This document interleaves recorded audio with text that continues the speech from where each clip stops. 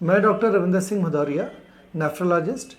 आज मैं आपको क्रोनिक किडनी डिसीज़ के बारे में अवगत कराना चाहूँगा।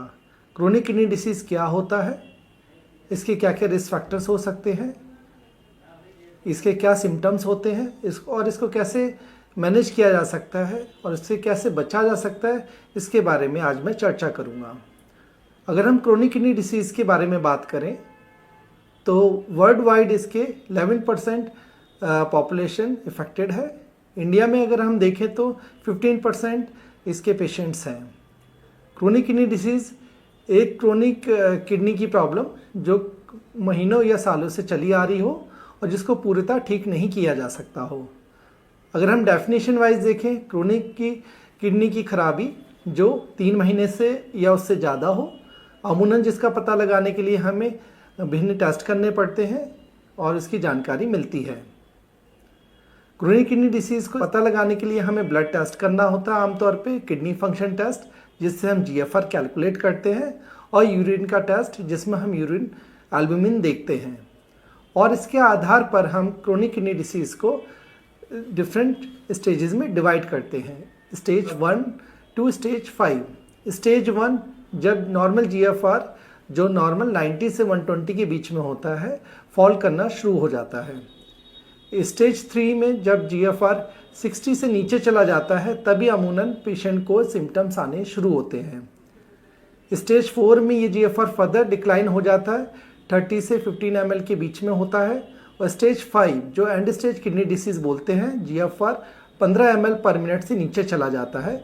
अमूमन उस स्टेज पर हम मानते हैं कि 90% किडनी डैमेज हो चुकी है और उस अवस्था में पेशेंट को क्रोनिक डायलिसिस की ज़रूरत पड़ती है या किडनी ट्रांसप्लांट के बारे में बोला जाता है। शुरुआती स्टेज में क्रोनिक किडनी डिसीज़ के बारे में पता लगाना बहुत ही मुश्किल होता है। इसके जो सिम्टम्स होते हैं बहुत वेग होते हैं। अगर बहुत कोई ध्यान ना दे तो काफ़ी हद तक ये साइलेंट रहते हैं और लेट डायग्नोस्ड होते हैं।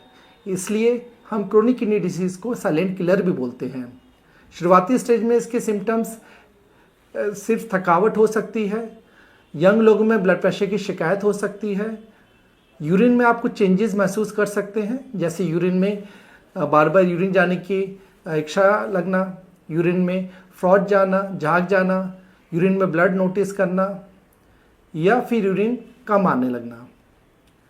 पैरों में सूजन आ सकती है, चेहरे पे भी सूजन मॉर्निंग में नोटिस की जा सकती है। जब सूजन काफ़ी ज़्यादा हो जाए तो पेशेंट को सांस लेने में दिक्कत होने लगती है, पेशेंट को भूख कम लगने लगती है।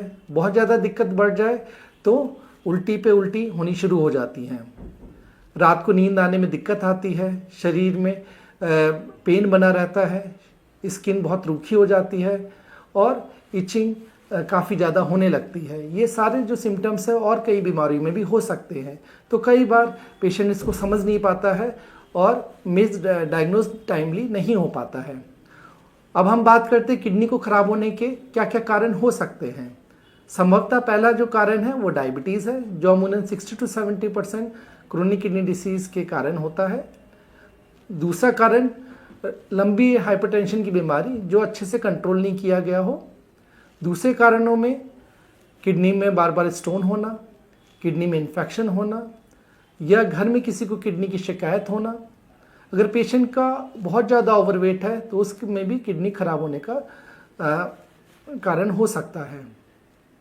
अगर पेशेंट बहुत लंबे टाइम से पेन किलर ले रहा हो जो किडनी को ख़राब कर सकती हैं, या पेशेंट की किडनी में ही कुछ बीमारियां उत्पन्न होने लगती हैं, किडनी में रुकावट होने लगती है जो संभवतः बचपन से ही उपस्थित होती है, उससे भी धीरे धीरे किडनी डैमेज होने लगती है।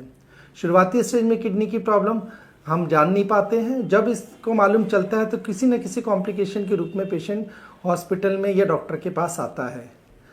तो इसको कैसे पता लगाया जा सके? आपको सिंपल ब्लड टेस्ट करना है जिसमें आपको किडनी फंक्शन टेस्ट करवाना है, सीरम क्रिएटिनिन उसमें देखा जाता है, इलेक्ट्रोलाइट इम्बैलेंस देखा जाता है और उससे GFR कैलकुलेट किया जाता है। और दूसरा यूरिन का टेस्ट करना है। यूरिन में हम प्रोटीन की प्रेजेंस देखते हैं, वो प्लस है या नहीं है।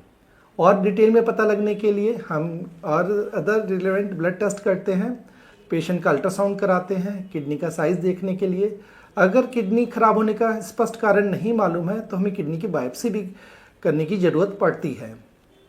किडनी की प्रॉब्लम से कैसे बचा जाए, क्योंकि शुरुआती स्टेज में इसका हमें लक्षण नहीं मालूम चलते हैं, तो हम एडवाइस करते हैं जिन पेशेंट में रिस्क फैक्टर्स हैं, जैसे डायबिटीज़ है, ब्लड प्रेशर की शिकायत है, जिनको पहले कभी किडनी की खराबी की शिकायत मालूम चली है, या जिनकी एज 50 साल के ऊपर है, जिनकी फैमिली में किडनी खराब होने की हिस्ट्री है, उनको रेगुलर अपने किडनी फंक्शन टेस्ट और यूरिन टेस्ट करवानी चाहिए, कम से कम साल में एक बार।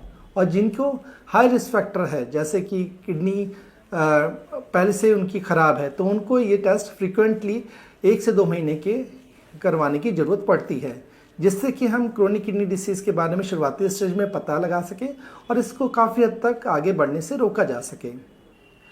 और जैसे आपको मालूम है कि पहला कारण डायबिटीज़ है, तो हमें डायबिटीज़ को पूर्णतः कंट्रोल करना है, ब्लड प्रेशर का जितना अच्छा हो सके कंट्रोल रखना है, मेडिकेशन डॉक्टर की बिना परामर्श के नहीं लेनी है, पेन किलर अनावश्यक रूप से नहीं लेनी है, और डॉक्टर के टच में रहना है, जिससे कि वो आपको प्रॉपर गाइड करता रहे हर स्टेज पे जैसी ज़रूरत पड़ती है। और अगर आप स्मोकिंग करते हैं तो उससे बचना है आपको, अल्कोहल भी आप अवॉइड करना है, और एक हेल्दी लाइफस्टाइल को अडॉप्ट करना है, जहाँ पे आपको बैलेंस डाइट लेनी है, अपना वेट कंट्रोल में रखना है, और रेगुलर एक्सरसाइज से, जिससे कि वेट आपका नहीं बढ़ने पाए। इन सब बातों का आप अगर ध्यान रखेंगे तो इस प्रॉब्लम को काफ़ी हद तक बढ़ने से रोका जा सकता है। और अब बहुत अर्ली स्टेज में अगर हम किडनी प्रॉब्लम का पता लगा लें, सीकेडी का जो प्रोग्रेशन होता है उसको काफ़ी हद तक रोका जा सकता है और आप एक स्वस्थ जीवन व्यतीत कर सकते हैं। धन्यवाद।